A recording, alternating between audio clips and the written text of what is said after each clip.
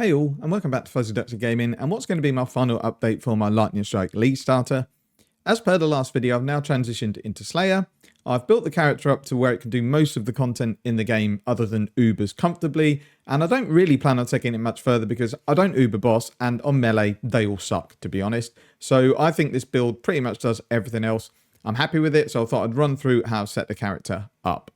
In terms of content, it's done quite a few Deathless Wave 15 Simulacrums. The only time I haven't completed is when it either puts extra life and extra lightning resistance because it takes a little while and I'll just get bored, or it does triple fizz as Ellie. That can sometimes kill me. T17s, I've done quite a few of them. I don't really like doing these maps because it just takes so long to roll them because there's just so many mods that are horrible to deal with, but they're pretty comfortable for this character. The only Uber I've tried is Exarch and I failed. Melee absolutely sucks for this fight. You spend 80% of the time dodging stuff. Then when he finally becomes attackable, he sits on top of a stack of runes, so you can't get anywhere near him. So you have to do loads and loads of ball phases. You've then got to take down all the minotaurs. It just, wasn't fun at all, and I failed miserably. If you want an Uber bosser, this is 100% not the build for that, but it does everything else really well, and it maps very quickly. Now, I've no idea how this compares to all the crit builds, but when I looked at MPOE Ninja to go and change to Claw and Crit, they all looked a bit too squishy for my liking, and even though it is softcore, I want to try and build a well-rounded character. And this build, pretty much I can just stand there face tanking everything in the Simulacrum. The only thing I'm missing is stun immunity, which I'll try and fit into the build somehow. T17, some have felt really easy, some have felt more difficult, depending on the mods. But overall, I'm really, really happy with how the builds come on, especially because it's something I've kind of just made up from scratch, working really well, and not needing to transition to crit and buy a claw that's probably the price of my whole build. I'm really happy with the result. I've no idea on the cost of the build because I've crafted a lot of stuff myself. And then when people follow what you do, then items go up in price if people look for exactly the same thing that you're running. But it's not been a particularly expensive build to put together. Now, the build does come with downsides. Accuracy is not that easy to get when you've got like 4k life. So you either have to overspend on the tree or look at other ways to get accuracy. So I've got some tattoos on my tree, I've got accuracy on my gloves, and I've got accuracy on a cluster jewel, and I've got a little bit of increased aura effect. It is also a build where a lot of mods are a bit uncomfortable to run for maps. So no recovery turns off Slayer Leech. It's possible when you take instant leech, but without it, it just feels really bad because it's hard to get recovery into the build. So you basically just life flasking all the time. It doesn't feel great. Less accuracy will brick your damage, but it has got really, really good damage anyway. So you could get through most maps, even with the damage penalty. Same with less aura effect. It reduces your offensive auras, your defensive auras. Perseverance belt doesn't work as well, but it's doable. The only 100% no mods that I do for me are enemies cannot be leeched and Ellie Reflect. Now, Ellie Reflect can be circumvented with a level 5 awakened Ellie gem, but then you've still got Leap Slam and Smite. So you have to link Brutality to both of those so that it doesn't do Ellie damage, then you're immune. I'm not 100% sure I want to do it. If my gem gets up to that levels, I'll then decide what I want to do with it. And the main reason I didn't go crit is because I'm a little bit lazy. I already had a lot of the gear for the Precise Technique version. When I looked online and PoE Ninja and things like that, yes, I could get more damage, but the defenses looked a bit lacking and I'd need to spend maybe 50 to 60 divines more on my character when it does everything I want it to do. And there is still lots of upgrades that I can make as well. My Awakened Gems still need to get to level 5. When that happens, I get an increased level to my Lightning Strike, more lightning damage, more elemental damage from Awakened Ellie damage. And if I can get a few more levels on a character and get to maybe 99, that's either more life or more damage that I can fit in the tree, and might even mean I can fit in 2 cluster jewels. For those that have been following my build, there are a couple of errors that I've made. I forgot I wasn't dual wielding, so my cluster jewel is dual wielding, but none of the main nodes you need to dual wield for. It's just the fact that the one minor node for 10%, I don't get any benefit from. So I will look to replace it at some point, but it's maybe like 1% more damage, so I'm not fussed about replacing that until I get everything else sorted. In the POB, I will put the correct jewel. I will also set the gems to what they would be. So, you know, level 5 for the Awakened Added Lightning, just so you can get an idea of the damage. A last upgrade I definitely need to do is get a 2120 Vile Lightning Strike, but they're very expensive. I can't be bothered to go and try and corrupt them in Temple. So for now, I've just got a 0% quality. Quality will obviously add a projectile, and then +1 just gives you a bit more lightning damage. But there's a few things I can add here and there, but I'm pretty much done with the build and I'm happy with how it performs, and it's really, really fun to play.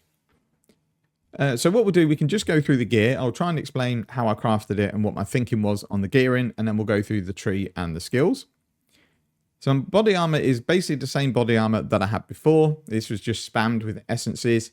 It's the requires level 84 base, so it's the highest base for armor and evasion. And then I've just spammed essences on it. I can't even remember what essence I spammed. I think it was chaos resistance until I hit something decent.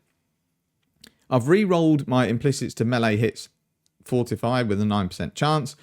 I found that it was just too many points on the tree to get Fortify in, and it's pretty much up all the time. There might be a little bit of downtime, but when you need it, Fortify is there. And then I've got increased effect of non-curse auras. I could obviously push these up a little bit, but for now I'm happy with where they are. The helmet, I haven't really looked at this since I originally crafted it. It's intelligence, which I do need, life, chaos res, armor and evasion, and then we've got reduced mana cost of attacks, and then damage penetrates lightning resistance, which is with the lesser. So I could get that up or change that to something else, but at the moment I'm happy with it. We've got our Voices of the Storm amulet. I've changed the Anoint to Frenetic to get an extra frenzy charge and in turn an extra endurance charge. The weapon I actually crafted myself. So I bought a fractured attack speed Eternal Sword. It was dirt cheap. Then I've spammed Deafening Essences of Wrath until I've hit either fire or cold damage. Then I've got rid of the suffixes, multi-modded it with double damage and Ellie Pen. And then I've crafted 3 to 64 lightning damage with the new crafting mechanic. The shield is not ideal because it's quite a low base, but I wanted a spell suppression fractured base, and at the time this was the highest level base available. And I've spammed Harvest, just literally either cold, lightning or fire, which costs 50 each, because that hits elemental ailment avoidance fairly frequently. I waited until I got something decent, crafted life, shield done. I wanted to get at least 32% on it, because then I can get ailment immune without needing things like Ancestral Vision Storm Shroud, things like that.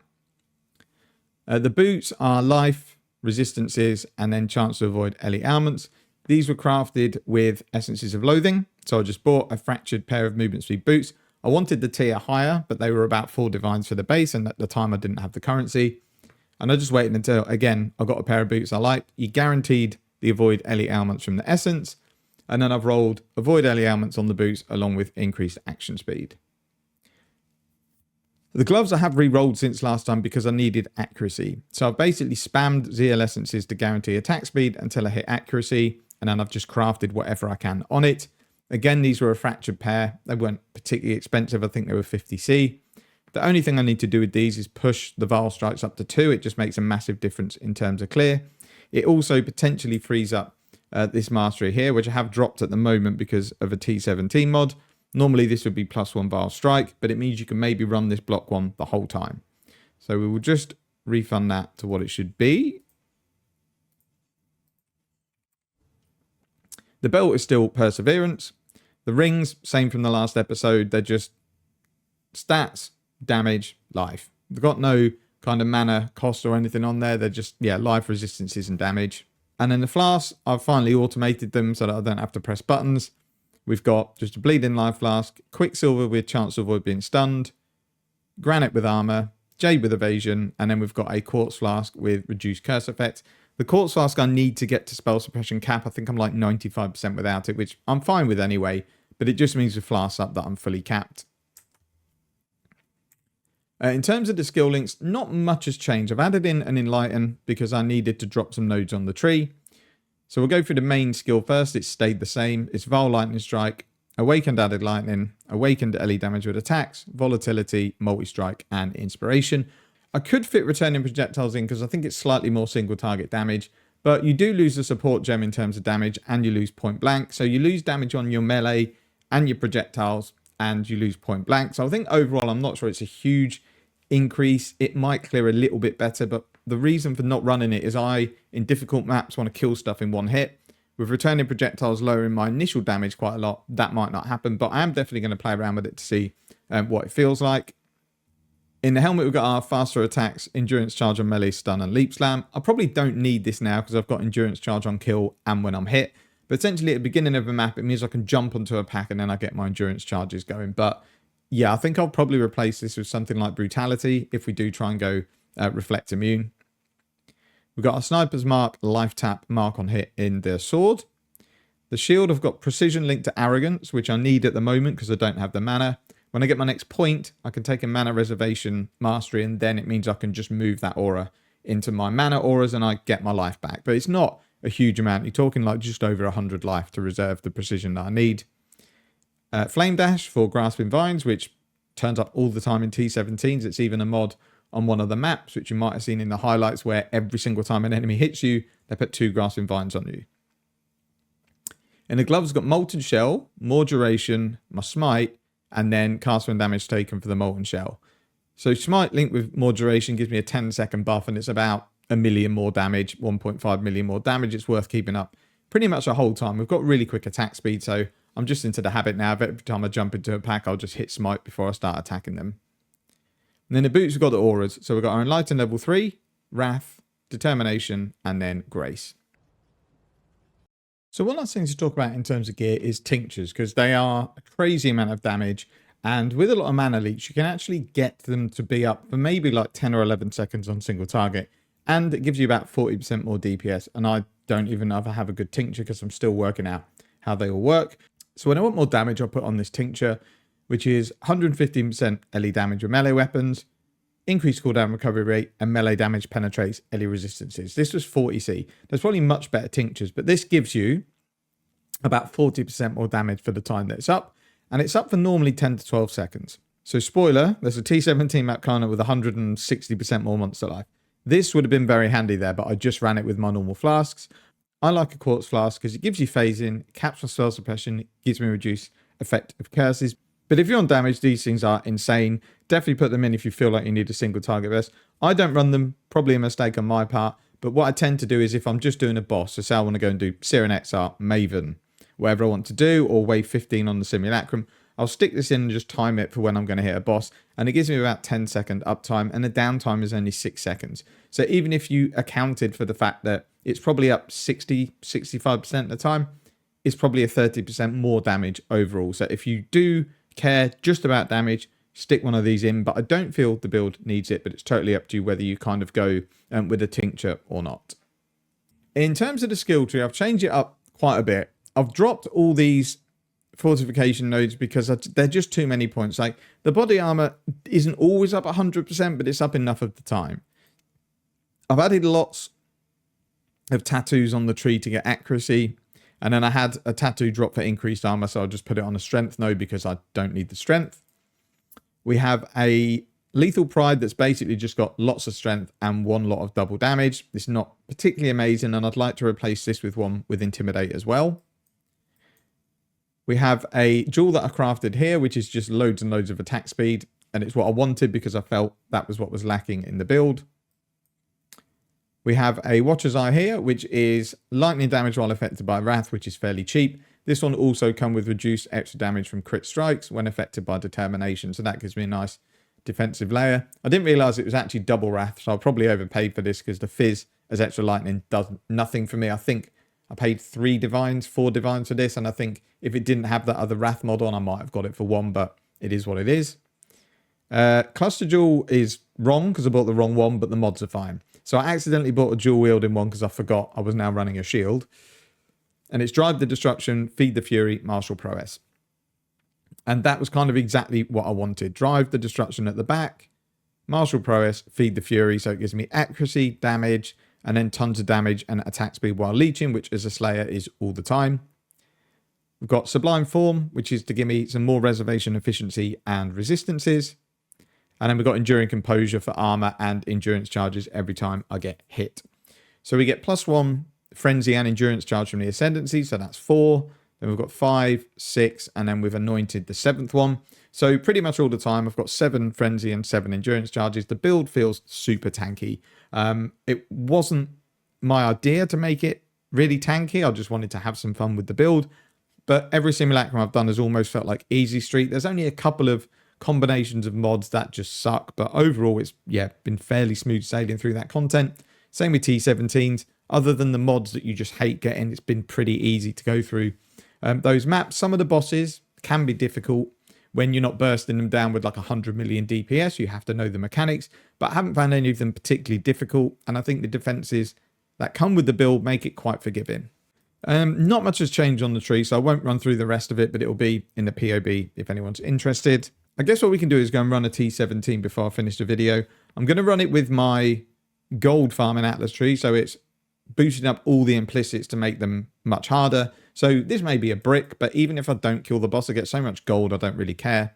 So the reason I don't like T17s is, especially for this build, there's loads of mods I just can't run, and it annoys me just re-rolling and re-rolling. Now, I don't know what any of these bosses are, so we're just going to go Citadel and see what it is, because I really don't know much about T17s. So we've got Impale is what it is. Impale, power charges, loads of monster life, Enfeeble, endurance charge on hit. The monster life and Enfeeble combined is not too bad, but when you add endurance charges in, that's more elemental damage reduction. So I do think this might be a Z DPS map, especially once I put my Atlas tree on this. It's probably 125% more monster life. But we have got pretty good defenses. I'm going to give this one a go. I've no idea how this is going to go. I'm hoping it'll be okay. So yeah, we've got the map tree where we're getting loads and loads of increased effect. Pretty much every single node for increased effect. So this might be we don't do enough damage with all the monster life that we're going to be dealing with here. But I can't put any extra things in because I'm actually running Unwavering Vision to get more nodes, because I'm not interested in the scarabs because most of them are worthless. So I can't actually put any extra stuff in the map device. So we'll just run it as it is. We'll go Seer and Exarch. I'm just going to go and make sure I've got the right things on. We'll go Burning Ground. Cannot Be Blinded isn't amazing, but it is what it is. Burning Ground can hurt a lot, especially with extra mods on. So we'll go and give this a go. Get some volume on, turn it down a bit, and let's go. I've picked Utrecht, haven't I? That is not good. I hate this boss.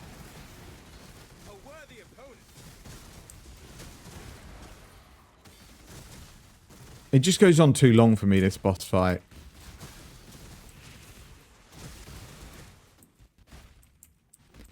And I also hate the layout of nearly every T17 map. They're horrendous. Like, what is that thing? This thing here? No idea.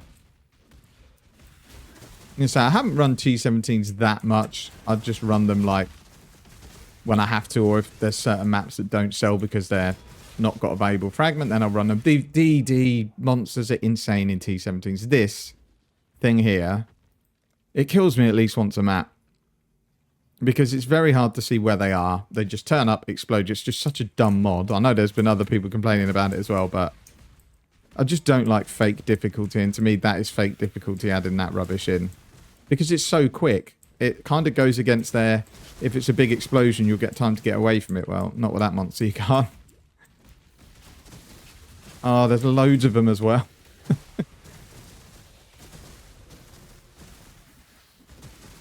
Are these worth taking? No, we don't want the boss putting consecrated ground down. That would brick the map for sure. Oh, they have got a lot of life. This boss fight is not going to be fun. Oh, there's another DD monster. I can hear him getting out. There he is. They also absolutely aggro from a mile away. Is there another one? I don't think so.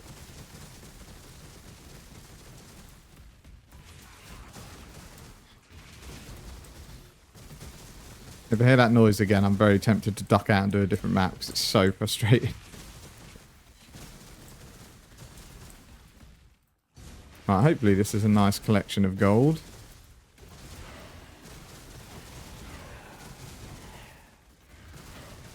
Oh, he's tanky. Oh, lightning resistance, that's why. Oh, another one. Lovely. We're going to have to try and kill him. We got him. Or is there another one? There is another one. Wonderful. This is just crazy. I hate this map. I'm not using that added chaos, by the way. I'm just leveling it up.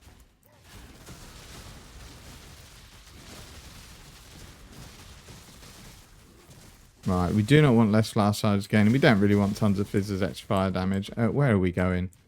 No idea.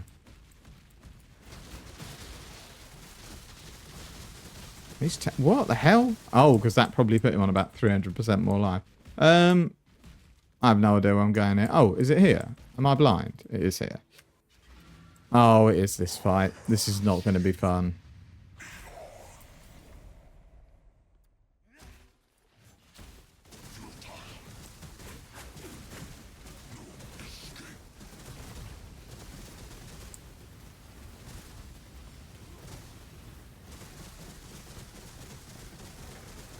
Wow, we're not doing much damage here. When I die, which we will, I'll check out how much life he's actually got. Oh, he just went immune. I've wasted my vial charge.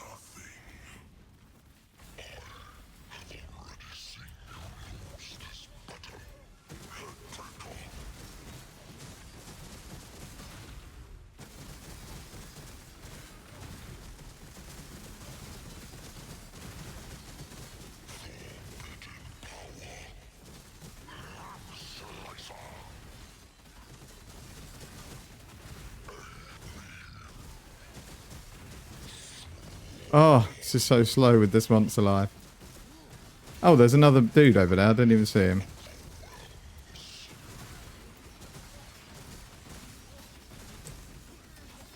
Whoa, what on earth? Something slowed me there.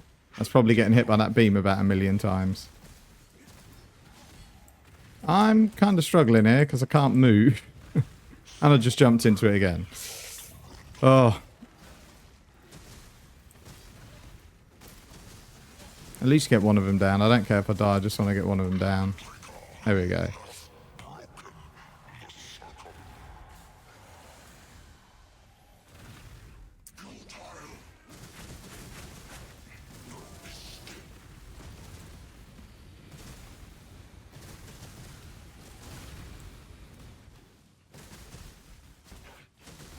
Does you get health back every time? I'm not sure.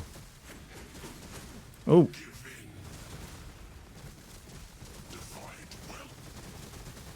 I don't know whether we can just tank everything. No, we can't. Just checking. Oh, these are so slow sometimes. I'll check this monster life out. Oh, 100, oh, and Enfeeble. So 153% monster life. And he gets endurance charges, which I did not see. And Enfeeble. This could take a while.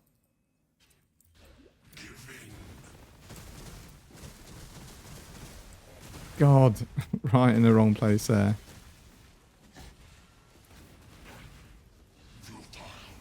Oh, this is so annoying, this fight.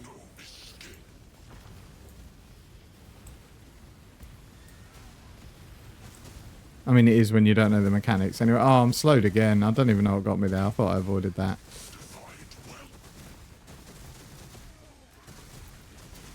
Right, let's try and do some damage. Oh, I don't know. Does that hurt me? Probably slows me again.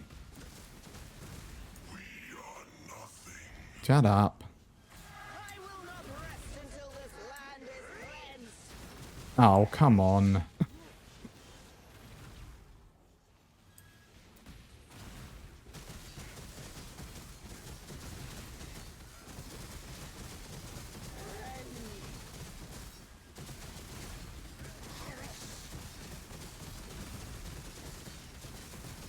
I mean, this boss fight's long at the best of times, but when you got this monster life, it is even worse. Right, one more down. Oh, idiot.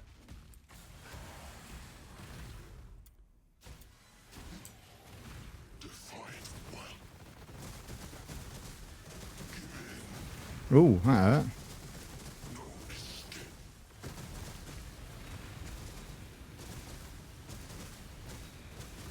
Oh, I got in the wrong place there.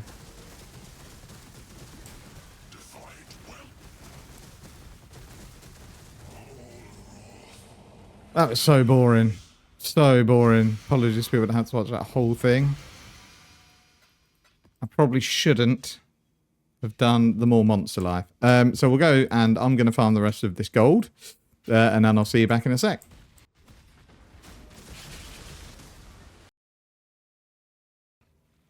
I actually gave up. There was DD monts all over the place. I'm not that desperate for gold that I want to sit through that absolute shit show. So yeah, that's kind of why I hate T17s. The map mods are just broken. I don't mind them. I'd rather they make the monsters harder and take these ludicrous mods off, especially the fact you can still get Stygian Revenants in pretty much every single T17. But yeah, if you wanted to do them, it can do them. I think the content is absolute dog shit and I don't enjoy doing it. But if you want to, it's perfectly capable of going through and dealing with most of the mods on the maps.